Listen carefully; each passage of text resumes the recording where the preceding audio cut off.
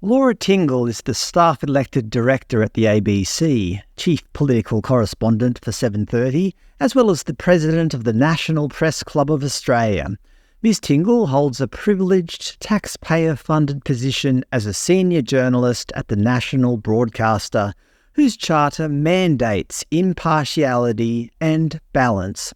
During the Indigenous Voice referendum campaign, she described the requirements for balance in the ABC's coverage of the referendum as nuts and completely sick. In 2020, with regards to Prime Minister at the time Scott Morrison, in a since-deleted tweet, she wrote, "We grieve the loss of so many of our fine colleagues to government ideological bastardry. Hope you are feeling smug."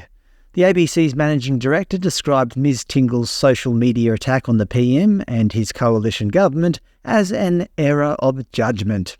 Look, I've said some controversial things too, but I'm not taxpayer-funded. You can choose to listen to me, or you can choose to tune out. It won't cost you a cent. But whether you listen to Ms Tingle or not, as an Australian taxpayer, you still have to pay for her unbiased opinions. She's funded by you, willingly or otherwise.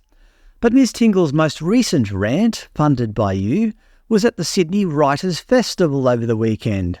When discussing the Coalition's immigration policy, where basically opposition leader Peter Dutton has promised to slow down immigration temporarily in order to free up housing during a housing crisis, a fairly moderate proposal, I would suggest, well, Ms Tingle unleashed, saying, "For a major political leader to be saying everything that's going wrong in this country is because of migrants, and I had this sudden flash of people turning up to try to rent a property or at an auction, and if they look different, whatever you define different as, basically he has given them license to be abused. We are a racist country, let's face it. We always have been, and it's very depressing."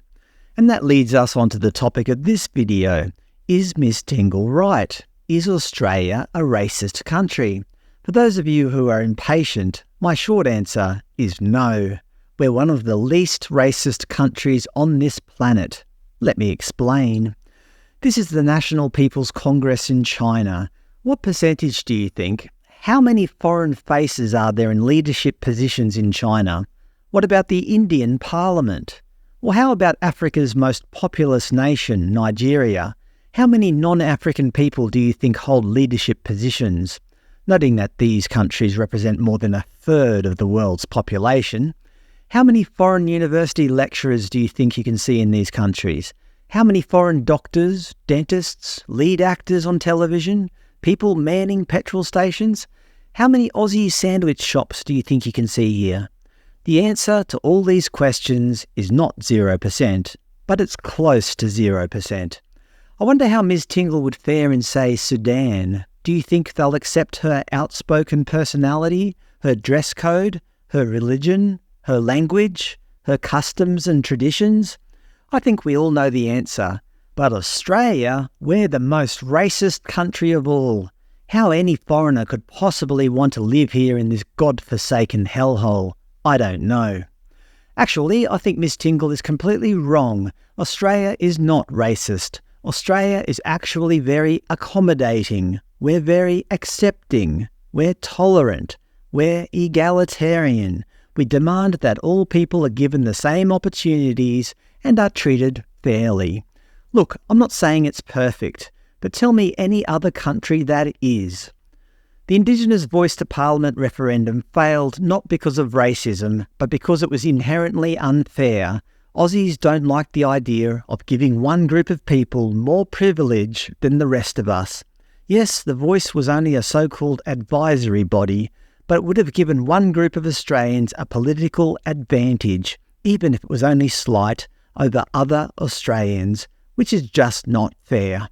Recent Victorian discussions of land tax exemptions, free council rates, interest-free loans for Aboriginal people, well, that's just not fair either.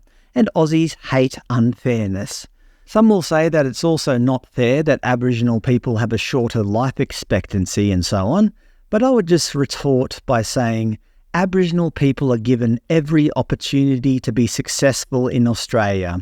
free medical care, free education, free income if they need it. The opportunities are endless. It's certainly not racism holding them back. To be fair to Aussies, we would be equally dismissive if, say, Americans living in Australia demanded exemption from land tax. Of course Aussies would reply, "Piss off, mate. This isn't about race. This is about fairness. This is about Australia maintaining our egalitarian values." Probably around 80% of my social circle are foreign-born. All of them prefer living in Australia to their home countries. Why? Because they are given every opportunity in Australia. That's very liberating for most people. My wife, who is Chinese, was basically given a free TAFE course to train up in a job that is facing shortages. She now works for the government and has endless work if she wants it. In Australia, anyone who's willing to put in a little bit of effort can get a job. The only thing holding people back in Australia is an unwillingness to work, or an unwillingness to better oneself. As I said, this is not me saying Australia is perfect, but racism is not the issue. Calling Australia racist is like calling the Pope a Buddhist. Speaking of the Pope, Italian newspapers have been reporting that during a private meeting at the Italian Bishops' Conference last week, the 87-year-old pontiff used the derogatory Roman term, frociagine. No, that's not a type of pasta. Here's the translation into Japanese. It's pronounced homo. Can you guess what he meant? According to the BBC, Pope Francis apologises over reported homophobic slur. Remember those countries I mentioned earlier? Well, according to CNN, Nigeria's paramilitary raid's birthday party arrests 76 gay people. The Guardian, elderly Uyghur women imprisoned in China for decades-old religious crimes. And one from India, as ethnic violence rages on in Manipur, Indian government accused of looking the other way. Don't get me wrong, I like Japan. I lived there for many years. But even in modern-day democratic Japan, you can still find signs forbidding foreigners from entering. To be fair, I wasn't even upset by this. I just moved on to the next bar. Oh yes, but according to the ABC's Ms Tingle, Australia is the racist country, the one that welcomes people from all over the world to live and work here in relative peace and prosperity. The ABC used to be a means to report to regional Australia, but with today's technology, that is no longer a requirement. In my opinion, we should give the ABC 12 months to set itself up as a paid subscription service, selling off any unused assets. No taxpayer funding will be required. Then they can say whatever the hell they want to the 15 viewers who choose to pay for it.